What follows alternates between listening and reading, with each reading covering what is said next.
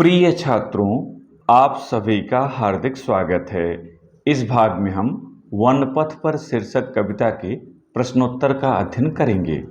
आपके पाठ्यक्रम में कुल 5 छंद हैं जो सवैया के रूप में रचित हैं। उन पर आधारित पहले 5 का प्रश्नोत्तर देखें। अंत में हम काव्य सौंदर्य की भी चर्चा करेंगे, उसे अवश्य देखिएगा, जिससे आप वनपथ पर शीर्षक कविता के सभी भागों की जानकारी प्राप्त कर लें। तो पहला संकेत आपका है पुरते निकसी रघुवीर वधु। ये पहला छंद आपका है, यहाँ से लेकर जलचोय। 3 प्रश्न आपको परीक्षा में हल करने होते हैं। पहला प्रश्न होता है प्रस्तुत पद्यांश का संदर्भ लिखिए। संदर्भ कई तरीके से लिखा जाता है, लेकिन अगर आप थोड़ा अलंकारिक लिखें, सुंदर लिखें, तो एग्जामिनर पर बहुत अच्छा प्रभाव पड़ता है। जैसे पहले आप उत्तर में हेडिंग डाल दें संदर्भ, तब लिखें प्रस्तुत सुललित सार गर्भित एवं मार्मिक काव्य पंक्तियाँ हमारी पाठ्य पुस्तक हिंदी के काव्य खंड के अंतर्गत वनपथ पर शीर्षक कविता से अवतरित हैं। इसके रचयिता राम भक्त की मंदाकिनी से जनमानस को पावन करने वाले राम भक्त कवि गोस्वामी तुलसीदास जी हैं। ये थोड़ा ज़्यादा सुंदर लगता है। आप सीधे सीधे भी लिख सकते हैं कि प्रस्तुत पद्यांश हमारी पाठ्य पुस्तक हिंदी के वनपथ पर शीर्षक कविता से अवतरित है। इसके रचयिता गोस्वामी तुलसीदास जी हैं। जैसा आपको उचित लगे, यद्यप इस तरह से अगर आप लिखते हैं तो एग्जामिनर पर अच्छा प्रभाव पड़ता है। दूसरा प्रश्न, रेखांकित अंश की व्याख्या कीजिए। और यहाँ रेखांकित अंश है पुरते निकसी रघुवीर वधु धरि धीर दये मग में डगद्वय झलकी भरी भाल कनी जल की पुट सूख गए मधुराधर वय। व्याख्या कैसे करेंगे? तो आप पहले उत्तर में रेखांकित अंश की व्याख्या हेडिंग डालेंगे, फिर लिखेंगे कवि गोस्वामी तुलसीदास जी महलों के वैभव में पली सीता जी की व्याकुलता का वर्णन करते हुए कहते हैं कि श्री राम और लक्ष्मण के साथ सीता जी ने जैसे ही अयोध्या के महलों से निकलकर वनपथ पर धैर्य के साथ 2 कदम रखा, उनके मस्तक पर पसीने की बूंदें झलकने लगीं और उनके कोमल होंठ सूख गए। कहीं कहीं अयोध्या की जगह श्रृंगबेरपुर भी मिलता है, लेकिन यहाँ ये मुख्य नहीं है, आपको इसी तरीके से लिखना है। तीसरा प्रश्न यहाँ खंडों में बटा है। ए, पद्यांश में प्रयुक्त मधुराधर शब्द का विशेषण विशेष से छांट कर लिखिए। उत्तर, पद्यांश में प्रयुक्त मधुराधर शब्द मधुर और अधर से मिलकर बना है। इसमें मधुर शब्द विशेषण और अधर शब्द विशेष्य है। बी, कौन नगर से निकलकर वनपथ पर अग्रसर हो रहे हैं? उत्तर, श्री राम, लक्ष्मण और सीता जी नगर से निकलकर वनपथ पर अग्रसर हो रहे हैं। जब भी किसी श्रेष्ठ व्यक्ति का नाम लिखें तो श्री लगाकर या जी लगाकर लिखें, तो देखने में उत्तर आपका सुंदर लगता है। सी, पर्णकुटी करिहाओं के तोहय में कौन सा अलंकार है? उत्तर, पर्णकुटी करिहाओं के तोहय में क वर्ण की आवृत्ति के कारण अनुप्रास अलंकार है। यहाँ करिहाओं में क वर्ण और कित में क वर्ण, और दोनों क्रम से आए हैं, इसलिए यहाँ अनुप्रास अलंकार है। दूसरा संकेत है रानी में जानी अजानी महा से लेकर वनवास दीव है। तो पहला संदर्भ तो आप समझ गए हैं, लिखेंगे। दूसरे प्रश्न पर आइए, रेखांकित अंश की व्याख्या। और यहाँ रेखांकित अंश है ऐसी मनोहर मूरत ए बिछुरे कैसे प्रीतम लोग जीव हैं आखिन में सख राखबे जोग इन्हें किमके बनवास दियो है। व्याख्या, तो रेखांकित अंश की व्याख्या आप डालेंगे, फिर लिखना शुरू करेंगे। कवि गोस्वामी तुलसीदास जी कहते हैं कि वनपथ पर पढ़ने वाले गांव की स्त्रियां श्री राम, लक्ष्मण और सीता जी को देखकर आपस में कहती हैं कि हे सखी, ये तीनों इतने सुंदर हैं, भला इनसे बिछुड़कर इनके प्रियजन कैसे जीवित रहेंगे। ये तीनों तो आँखों में बसाने योग्य हैं, अर्थात इन्हें अपने से दूर नहीं किया जा सकता, फिर भला इन्हें किस कारण से वनवास दिया गया है। तीसरा प्रश्न, पद्यांश में ऐसी मनोहर मूरत ए किसके लिए प्रयुक्त है तथा इसमें कौन सा अलंकार है?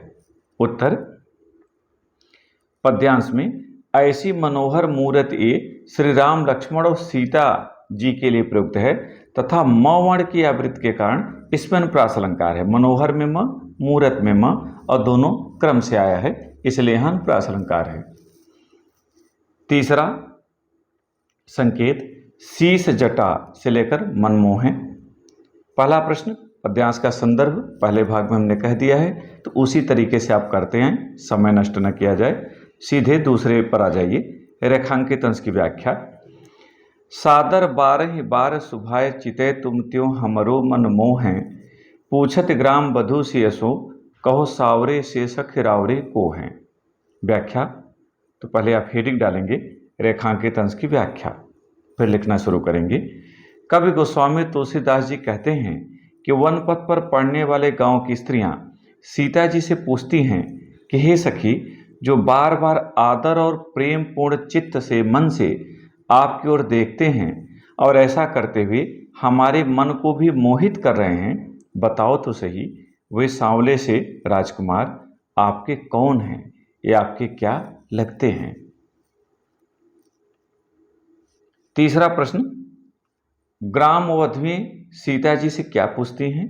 उत्तर ग्रामवधवें सीता जी से पूछती हैं कि जिनके सिर पर जटाएं हैं, जिनकी भुजाएं एवं वक्षस्थल विशाल है, जिनकी आंखें लाल हैं, वे आपके क्या लगते हैं, आपके कौन हैं। ग्रामवधवें राम के रूप सौंदर्य के विषय में क्या कह रही हैं। उत्तर ग्रामवधवें राम के रूप सौंदर्य के विषय में कहती हैं कि उनके सिर पर जटाएं शोभायमान हैं, उनकी भुजाएं एवं वक्षस्थल विशाल हैं, उनकी आंखें लाल एवं तिरछी हैं। यानी ऊपर के ही उत्तर में थोड़ा सा परिवर्तन करके आपका ये उत्तर बन जाएगा। चौथा संकेत सुनि सुंदर बैन से लेकर कंजकली, इस छंद पे आई। पहला प्रश्न संदर्भ आप करेंगे पहले भाग के अनुसार।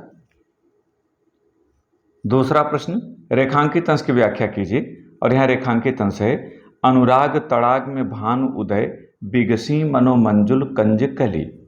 व्याख्या। रेखांकित अंश की व्याख्या पर हेडिंग डालेंगे, फिर लिखना शुरू करेंगे। कवि गोस्वामी तुलसीदास जी कहते हैं कि जैसे ही वन पथ की स्त्रियां श्री राम और सीता जी के संबंध को जानती हैं, वैसे ही ऐसा प्रतीत हुआ मानो प्रेम रूपी सरोवर में श्री राम रूपी सूर्य उदित हो गया हो और उन ग्रामीण स्त्रियों के नेत्र रूपी कमल की सुंदर कलियां खिल गई हों। तीसरा प्रश्न अनुराग तड़ाग तथा मंजुल कंज कली में कौन सा अलंकार है। उत्तर अनुराग तड़ाग तथा मंजुल कंज कली में रूपक अलंकार है। और आप यह भी जानते हैं कि प्रत्येक काव्य पंक्ति में अनुप्रास भी होता है, क्योंकि इसके 5 अलग अलग भेद होते हैं, तो कोई न कोई भेद होता है। तो इसलिए पहले जो मूल है उसको लिखेंगे रूपक, इसके बाद अनुप्रास, तो रूपक और अनुप्रास अलंकार है। वैसे भी आप देख रहे हैं कंज और कली में क एक साथ आया है, इसलिए यहाँ आप सीधे सीधे अनुप्रास कर सकते हैं। लेकिन ध्यान रखिएगा अनुप्रास हर जगह होता है, काव्य की कोई भी पंक्ति हो वहाँ अनुप्रास होता जरूर है, क्योंकि इसके 5 भेद हैं और किसी न किसी रूप में वहाँ रहता है। पांचवा संकेत जल को गए लखन है लरिका से लेकर के बिलोचन बाढ़े, तो संदर्भ आप करेंगे। दूसरा रेखांकित अंश की व्याख्या, और यहाँ रेखांकित अंश है जल को गए लखन है लरिका परिखो पिय छाह घरी को हुए ठाढ़े पूछ पसेव बयारी करों और पाए पखारी हो भूभुर डाढ़े। अब यहाँ देखिए व्याख्या। रेखांकित अंश की व्याख्या। सीता जी श्री राम से कहती हैं कि हे प्रिय, लक्ष्मण जल लेने के लिए गए हैं, अभी वे बालक हैं और यह घोर जंगल है, अतः घड़ी भर अर्थात कुछ समय किसी वृक्ष की छाया में खड़े होकर उनकी प्रतीक्षा कर लें। तब तक मैं आपका पसीना पोंछकर हवा कर दूंगी तथा गर्म रेत पर चलने के कारण आपके पांव जल रहे होंगे, उन्हें भी धुल दूंगी। जल लेने के लिए कौन गया हुआ है। उत्तर है जल लेने के लिए लक्ष्मण गए हुए हैं। अब काव्य सौंदर्य की बात, तो श्री राम और सीता जी के माध्यम से दाम्पत्य का श्रेष्ठ उदाहरण इन छंदों में प्रस्तुत किया गया है। एक दाम्पत्य का जो श्रेष्ठ उदाहरण है यहाँ देखने को मिल रहा है। इसकी भाषा ब्रज भाषा है, ब्रज में लिखा गया है। शैली मुक्तक है, गुण माधुर्य, रस श्रृंगार, छंद सवैया छंद, शब्द शक्ति अभिधा एवं लक्षणा और अलंकार अनुप्रास और अंतिम छंद में रूपक अलंकार है। तो इस भाग में इतना ही। एक नए वीडियो के साथ फिर मिलेंगे। बहुत बहुत धन्यवाद।